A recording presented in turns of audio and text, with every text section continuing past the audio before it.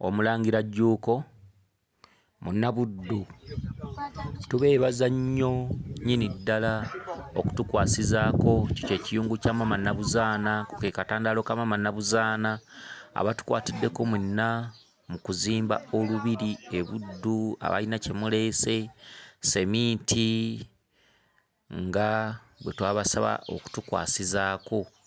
Mwebale nnyo, mwebalire ddala okusobola okulabika nti tuzzaawo ennono zaffe, era nga eno ye wankaaki y'olubiri Buddu ew'Omulangira Jjuuko Munnabuddu. Eno ye wankaaki, era nga bwe mwalaba luli nga tumenyawo wankaaki nga emiryango mifunda, kati eno ye wankaaki.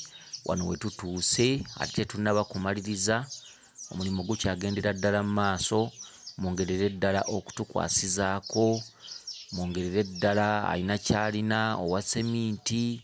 Wankaaki tennaba kuggwa, mulaba wankaaki ziri bbiri.